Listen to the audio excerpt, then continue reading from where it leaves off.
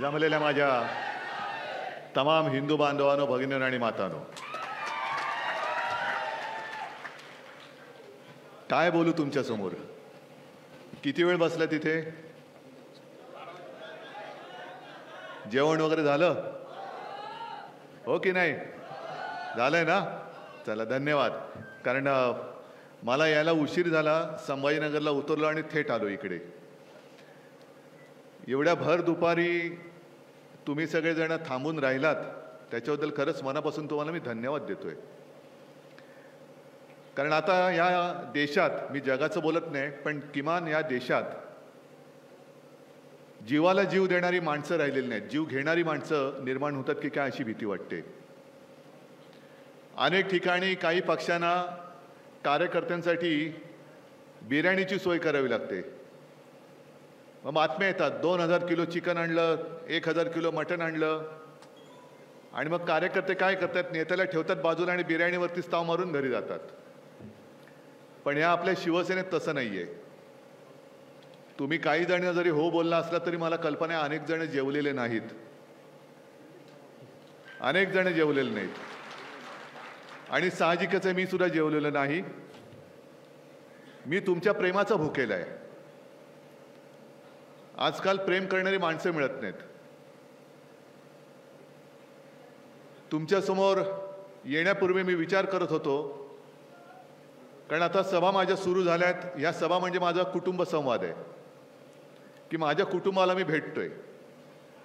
जो उल्लेख माझ्या आधीच्या वक्त्याने केला की यावेळेला गद्दाराला गाडायचा, एक आणि मी मुद्दामून पाहायला आलोय. ठीक आहे, ज्यांनी मोठं केलं ते मोठी झालेली माणसं गेली, पण ज्यांनी मोठं केलं ती लोक माझ्यासोबत आहेत की नाही मी पाहायला आलेलो आहे. आणि त्यांना 50 खोके लख लाभो, पण हे जे काय वैभव आहे, हे जे काय ऐश्वर आहे, हे ऐश्वर आणि हे वैभव या गद्दारांच्या नशिबात नाहीये. मुळामध्ये ते आता रस्त्यावरती फिरताना भले काही काळाकरता आपला धनुष्यबाण त्यांनी चोरला असेल, शिवसेना चोरल्याचा प्रयत्न ते करतील, पण कपाळावरचा गद्दारीचा शिक्का ते पुसू शकत नाही. जन्मभर किती जन्म घेतले तरी गद्दारीचा शिक्का ते पुसू शकणार नाहीये. आज मला कल्पना आहे की सकाळी निघताना मी बातमी वाचली की आपल्या बुलढाणा जिल्ह्यात, नंतर नंदुरबार आणि हिंगोलीमध्ये अन्नविषबाधा झालेली आहे. लोणारच्या इथे, नंदुरबारला पण झालं, हिंगोलीला पण झालं. दुर्दैवी घटना आहे. मुद्दामून केलं का? घातपात होता का? अपघात होता का? हा विषय आता चर्चेला येईल. याचा अहवाल कधी बाहेर येईल कल्पना नाही. कारण साधारणतः 1 वर्षभरापूर्वी मुंबईच्या जवळ श्री सरस्यांचे बळी गेले होते उन्हामध्ये. माहिती आहे ना, तुम्ही वाचलं असाल. तो सुद्धा अहवाल काय झाला? कारण कॉन्ट्रॅक्टरसाठी करोडो रुपये दिले गेले. करोडो रुपये देऊन जर कॉन्ट्रॅक्टरचं पोट भरलं असेल तर मग ते करोडो रुपये खाल्ल्यानंतर तशी एक सुविधा उन्हातान्यात जमणाऱ्या माता भगिनींसाठी का नव्हती, या प्रश्नाचं अजून उत्तर काही सरकारने दिलेलं नाहीये. अन्नविषबाधा झाली, मी असं काय म्हणत नाही की हा मुद्दामून कोणतरी केलेला प्रकार. ते पोलिसांचं काम आहे, पोलीस शोधतील.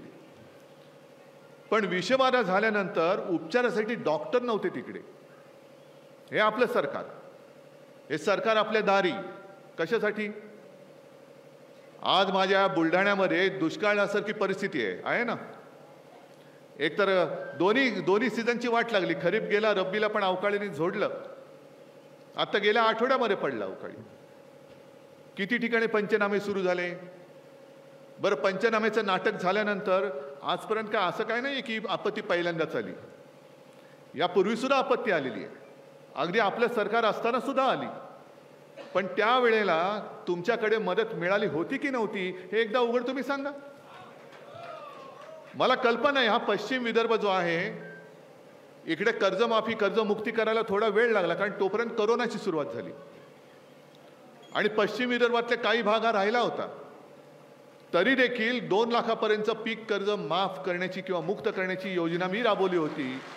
ती तुम्हाला मिळाली होती की नव्हती एवढं उघडपणाने सांगा. मग हे जे मी काय धाडस करतोय की भर जनतेत जाऊन त्यांना विचारतोय, आत्ताचे घटनाबाह्य जे मुख्यमंत्री आहेत आणि त्यांच्या उजवीकडे डावीकडे सगळे पावपाव उपमुख्यमंत्री आहेत, त्यांनी जनतेत जाऊन विचारायचं, अरे दारी कशाला जातात, जा ना मैदानात या आणि विचारा जनतेला. मैदानात येऊन विचारा की सरकार तुम्हाला कोणाचं आवडलेलं, उद्धव ठाकरेचं आवडलेलं की त्यांचं आवडलेलं आहे. होऊन जाऊ रे सामना, मला काही त्याची पर्वा नाही आहे. कारण शेवटी मी जी काही लढाई लढतोय ही माझ्यासाठी लढत नाही आहे, ही मी शेतकऱ्यासाठी लढतोय, सामान्य जनतेसाठी लढतोय.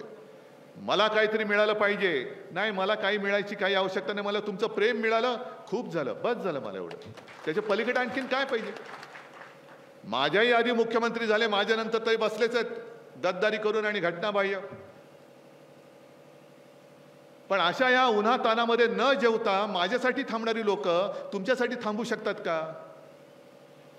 इकडे एक सुद्धा कोणी भाड्याने आणलेला माणूस नाहीये, खुर्च्या भाड्याने आणल्या आहेत, पण त्याच्यावरती बसणारी एक सुद्धा भाडखाऊ कोण नाहीये, आहे का रे बाबा. मग प्रत्येक गोष्टीला पैसे देऊन, म्हणजे गद्दारांना, आता संजय राऊत बोलले, गद्दारांना हमी भाव आहे 50 खोक्यांचा, पण माझा शेतकरी जो सोनं पिकवतो तो शेतकरी आत्महत्या का करतोय. बुलढाण्यामध्ये सुद्धा काय कमी आत्महत्या नाही झालेल्या, होतातच आहेत. आज सुद्धा दुष्काळाचा फटका इकडे बसलाय, दुष्काळ अगदी उंबरठ्यावर आहे. खरीप गेला, रब्बी गेलेला आहे, हमी भाव मिळत नाहीये. अनेक जण, मला कल्पना आहे, ग्रामीण भागातले तरुण हे रोजगारासाठी शहरामध्ये निघालेले आहेत, बरोबर ना. मग आता एकच ग्रामीण भागातल्या जे युवक आहेत त्यांना एकच आता आधार राहिलाय, तो रोजगार हमी योजनेचा. बरोबर बोलतोय का चूक बोलतोय. आणि माझ्या माहितीप्रमाणे जर मी चूक बोलत असेल तर मला सांगा, कारण मी चुकीचं काही बोलायचं नाही आणि चूक कधी करायची नाही. चुकत असेल तर मला तुम्ही सुधरा. या बुलढाण्यामध्ये अजूनही किमान 550 गावामध्ये ही कामं सुरू झालेली नाहीये, कामच सुरू झालेली नाहीत. काय सरकार फिरतंय दारी. जर आम्हाला ही माहिती मिळू शकते तर मुख्यमंत्र्याला नाही मिळू शकत. आणि मुख्यमंत्र्याला मिळत असेल तर मुख्यमंत्री नुसतं दारोदारी वणवण फिरण्यापेक्षा या लोकांना रोजगार हमी योजना देऊन, कारण आता शेतीची कामं नाही आहेत, दुसरा मार्ग काय. मग काय शेतकऱ्यांनी फक्त आत्महत्या करायच्या. आणि तरी देखील तुम्ही तुमचे फोन करता, माझ्याकडे काही फोन येत आहेत, संवाद येत आहेत, शेतकऱ्यांना फोन जात आहेत, तुमच्यापैकी पण काही जणांना आले असतील की मला सांगा तुम्हाला अमुक अमुक काय प्रधानमंत्री पीक विमा योजनेचा लाभ झाला की नाही.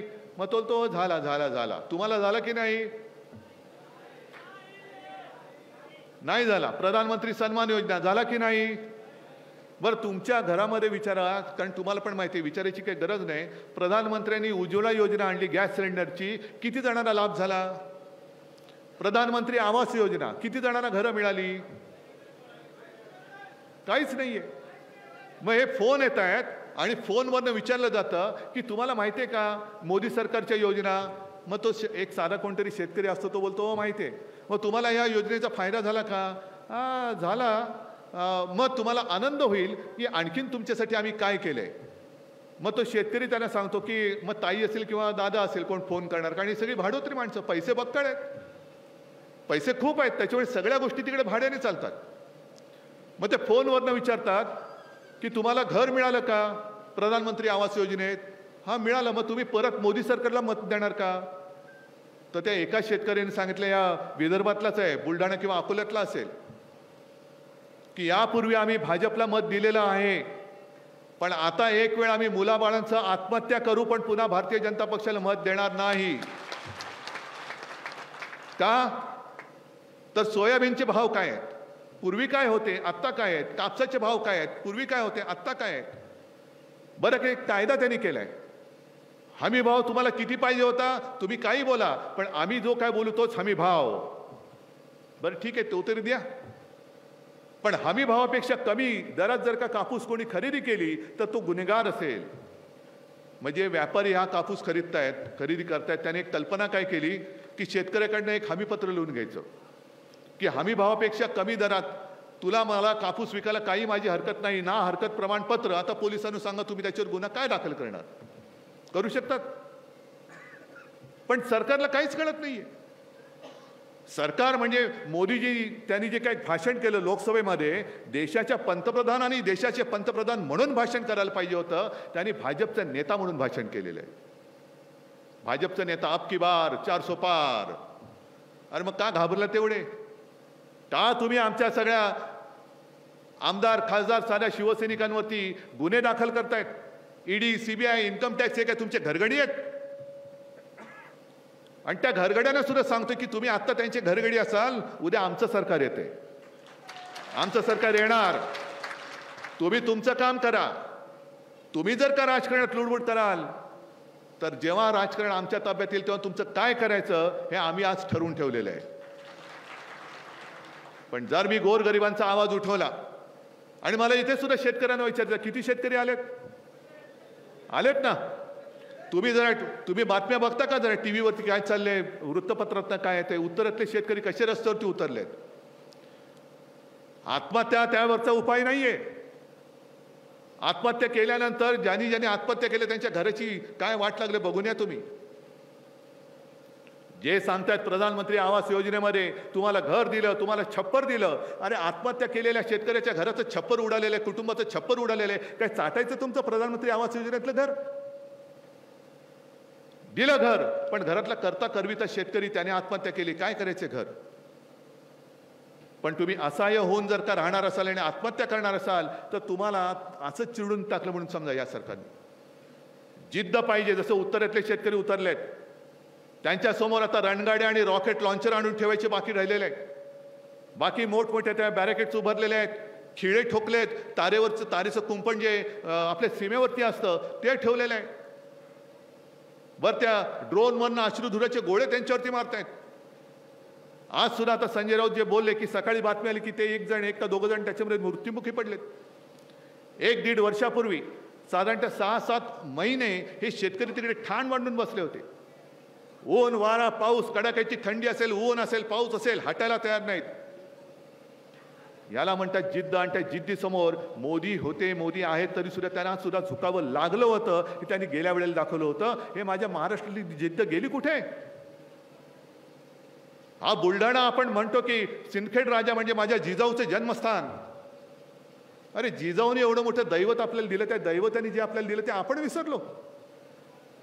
अन्यायाविरुद्ध लढण्याची जी जिद्द आणि जी हिंमत लागते ती संपूर्ण जगाला दाखवणारं दैवत, त्या दैवताचं मातृस्थान ज्या जिल्ह्यात आहे आणि त्या जिल्ह्यातला शेतकरी जर हतबलतेने नुसताच जर का आत्महत्येकडे वळत असेल आणि पुन्हा जर का गद्दार आपल्या समोर येऊन उभा राहून टिमकी वाजवणार असेल तर मला असं वाटतं की आपल्याला बुलढाण्याकरांना तरी जिजाऊचं नाव घेण्याची आपली योग्यता नाहीये, अजिबात नाही. जिजाऊला सुद्धा समाधान वाटलं पाहिजे. अरे मी जे काय तेजाला जन्म दिला त्या तेजाने संपूर्ण देश नाही जग उजळून टाकलं. त्या तेजाचा प्रकाश जर जिथे मी जन्मले त्या बुलढाण्यातच पडणार नसेल तर मग उपयोग काय माझ्या आयुष्याचा?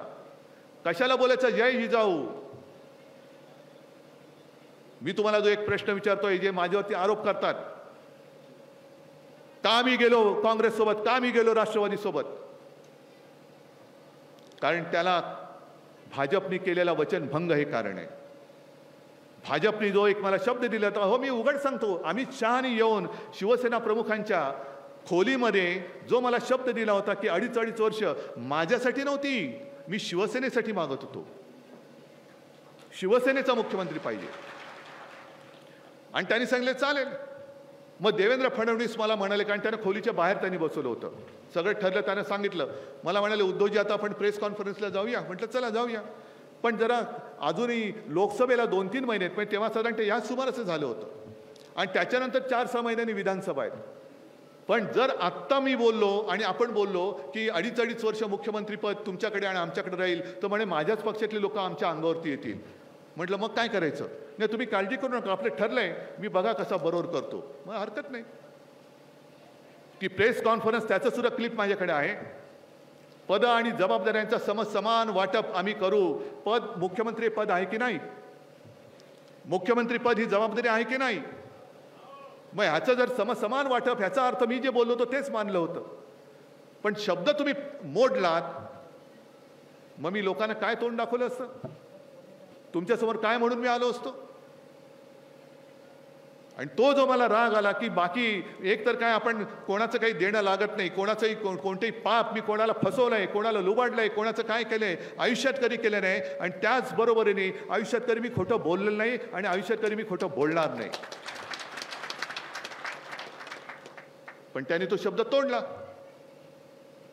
तो शब्द तोडल्यानंतर मी मग अरविंद सावंतना सांगितलं. अरविंद सावंत तिकडे मंत्री होते केंद्रात.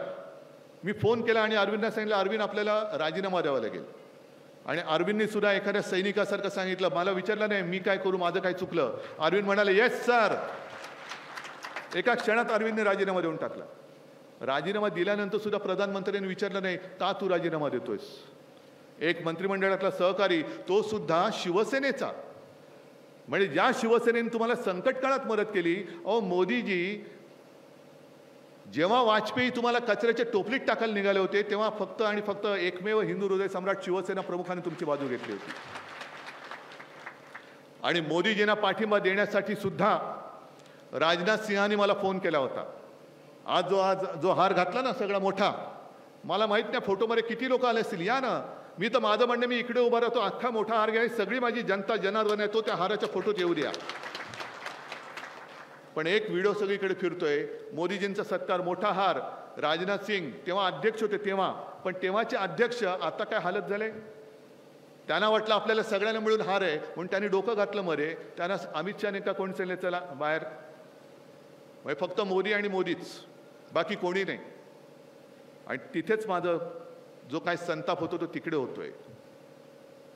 तुम्ही जे म्हणता की आम्ही घराणेशाहीच्या विरुद्ध आहोत, आम्ही म्हणतो आम्ही तुमच्या हुकुमशाही आणि तुमच्या एकाधिकारशाहीच्या विरुद्ध आहोत. अमित शहाना काय जाते बोलायला. अमित शहा काल परवाकडे बोलले की मोदीजी पुन्हा सत्तेवर आल्यानंतर घराणेशाही मुळापासून संपवून टाकतील. कोणाला संपवणार? आम्हाला. ही आमची घराणेशाही, हे सुद्धा आमचं घराणं आहे. संपवा, हिंमत असेल तर या. काय म्हणे बोलतात, उद्धव ठाकरेंनी त्यांच्या मुलाला मुख्यमंत्री करायचे आणि शरद पवारांनी त्यांच्या मुलीला मुख्यमंत्री करायचे. बरं ठीक आहे, मला करायचंय, पण यांनी मतं दिली तर होतील ना. यांनी मतं दिली पाहिजेत. मुख्यमंत्री पद म्हणजे काय, ते बीसीसीआयचं अध्यक्षपद नाही जसं जयशाला बसवलं तुम्ही तिकडे. अहो माझं घराणं अगदी प्रबोधनकारांच्या पासून आणि त्यांच्या आधीपासूनचं महाराष्ट्राच्या समोर आहे. हे आमचं ठाकरे घराणं आहे. अमित शहाजी, तुमचं असं क्रिकेटमधलं काय योगदान आहे? जय शाह काय विराट कोहलीचा प्रशिक्षक होता म्हणून त्याला बीसीसीआयचा चेअरमन केलं? काय जय शहाचं क्रिकेटमधलं योगदान काय आहे मला सांगावं. मुंबईची फायनलची मॅच सुद्धा अहमदाबादला नेणं हे एवढंच त्याचं कर्तृत्व. म्हणजे महाराष्ट्रामध्ये सगळं काय येतंय. मी गुजराती लोकांच्या विरोधात नाही, गुजरातच्या विरुद्ध नाही, अजिबात नाहीये. पण आज उघड उघड महाराष्ट्राला ओरबाडून जे गुजरातकडे नेलं जात आहे ते मात्र महाराष्ट्र सहन नाही करणार, अजिबात नाही करणार. ठीक आहे, गुजरातला तुम्ही समृद्ध करा, आमचं काही म्हणणं नाहीये. देशातले सगळी राज्य, बिहार काय सगळीच, उत्तर प्रदेश, बिहार आहे, तेलंगणा आहे, महाराष्ट्र तर आहेच, ही समृद्ध झालीच पाहिजे. कारण तरच आपला देश मोठा होणार आहे, महाशक्ती होणार. पण याचा अर्थ असा नाही की महाराष्ट्राचं वैभव ओरबाडून तुम्ही गुजरातला नेणार आणि गुजरात शासित महाराष्ट्र करणार असाल तर पहिली भाजपच्या पेकाटात लाथ हा शिवरायाचा महाराष्ट्र घातल्याशिवाय राहणार नाही. ही लढाई केवळ त्यांना 400 पार व्हायचंय म्हणून नाही. आम्हाला कोणीतरी मोदींच्या विरुद्ध काहीतरी आकस आहे, अजिबात नाही. आम्ही हुकुमशाहीच्या विरुद्ध आहोत, एकाधिकारशाहीच्या विरुद्ध आहोत. आणि मी प्रत्येक सभेत जे बोलतो तेच सुद्धा बोलतोय. कारण बुलढाण्यात सुद्धा इकडे तर त्यांचाच आमदार आहे. म्हणजे घराणेशाही नको, पण पीए किंवा पीएस चालेल, बरोबर ना. माझा सहकारी कोणी असेल, पीए माझं बॅग उचलणारं चालेल, पण घराणेशाही नाही चालणार. आणि ती तर शिवसेना प्रमुखांची हिंदुत्ववादी अजिबात नाही. माझे लाचार सगळे भक्त असतील ते चालतील. पण इथल्या सगळ्या भाजपच्या कार्यकर्त्यांना सुद्धा सांगतोय, RSSच्या कार्यकर्त्यांना सांगतोय, अरे तुम्ही कोणासाठी मेहनत करताय? काल परवाकडे अशोक चव्हाण तिकडे गेले, त्याच्या आधी अजितदादा गेले. निवडणुकीला तेच उभे राहणार. म्हणजे तुम्ही ज्यांच्यासाठी मेहनत करताय, म्हणजे जुने काँग्रेसवाले तुम्हाला पुन्हा पाहिजे असतील तर भाजपला मतदान करा, अशी तुमची काय टॅगलाईन आहे की काय? म्हणजे भाजपला मतदान आणि जुने काँग्रेसवाले तिकडे खासदार करा, आमदार करा. मग तुमची मेहनत गेली कुठे, जाणार कुठे? आणि त्याहीपेक्षा महत्त्वाचं म्हणजे हा प्रश्न मी तुम्हाला सगळ्यांना विचारतोय. केवळ उद्धव बाळासाहेब ठाकरे हा तर ताठमानेने उभा आहे कारण तुम्ही त्याच्यासोबत आहात. पण ही लढाई माझ्या एकट्याची नाही, ही लढाई तुमची आहे. आणि तुमच्या पिढ्या, पुढच्या पिढ्या, तुमची मुलं, तुमची नातवंड ही लोकशाहीत जगावी अशी वाटतात का हुकुमशाहीत जगावीशी वाटतात हे तुम्ही ठरवायचं. आणि ज्याला वाटेल त्याला मतदान करा. चला, गद्दार असेल, हुकुमशाहीच्या बरोबर गेलाय, चालते हुकुमशाही, करा मतदान. ही माझी भारत माता 150 वर्ष गुलामगिरीतून तिला काढायला लागली, ती पुन्हा या टोणग्यांच्या गुलामगिरीत टाकणार आपण, ज्यांचा काही स्वातंत्र्य लढ्याशी संबंध नव्हता. यांच्या धोत्रात, यांच्या पदरात पुन्हा ही माझी भारत माता टाकणार तुम्ही? जे स्वातंत्र्य आपण मिळवलं ते पुन्हा त्यांच्यात टाकणार तुम्ही? आणि ते जर टाकायचं नसेल तर इथून फक्त आपल्या शिवसेनेचा, कारण त्यांची शिवसेना मी मानत नाही. त्या कोणतरी धोंड्याने, तो निवडणूक आयोग आहे त्याचं नाव तर मी धोंड्यास ठेवले, कारण तू जर माझ्या पक्षाचं नाव माझ्या आजोबाने आणि वडिलांनी ठेवलेलं जर तू त्यांना देत असेल तर तुझं नाव ठेवलेलं सुद्धा आम्ही बदलतो. ही लोकशाही आहे आणि लोकशाहीच्या अधिकारात मी निवडणूक आयोगाचं नावच बदलतो. जा धोंड्या आजपासून तू. त्या धोंड्याने ठेवलेलं नाव हे आम्ही नाही, हे आमची शिवसेना आमचीच आहे आणि गद्दारांच्या हातामध्ये शिवसेना आम्ही जाऊ देणार नाही. ही शपथ तुम्ही घेऊन मैदानात उतरणार असाल तर आणि तर आपल्याला लढ्याला अर्थ आहे. नाही तर नुसतं आले आणि गेले त्याच्यात काय अर्थ नाही आहे. मला असं वाटतं सगळी परिस्थिती काय सांगण्याची आवश्यकता नाही, कारण अजून माझ्या पुढच्या 2 सभा आहेत आणि आता मी फिरतोच आहे. मी जवळपास लोकसभेतल्या प्रत्येक विधानसभेत जाऊन माझ्या कुटुंबाला, म्हणजे तुमच्यासारख्या सगळ्यांना भेटण्याचा माझा प्रयत्न आहे आणि मला खरंच समाधान आहे की जिथे जिथे जातोय, उशीर झाला तरी माझे तुम्ही सगळे कुटुंबीय भूक, तहान, ऊन याची पर्वा न करता माझ्यासाठी थांबता. मला फक्त एकच वचन द्या की जी लढाई मी तुमच्यासाठी लढतोय त्याच्यामध्ये कितीही संकट आली तरी मागे हटणार नाही. देताय वचन? बस तुम्ही मला साथ सोबत द्या, मी तुम्हाला न्याय मिळवून देतो. जय हिंद, जय महाराष्ट्र. लोकशाही मराठी ऐका, पहा, जागरूक रहा.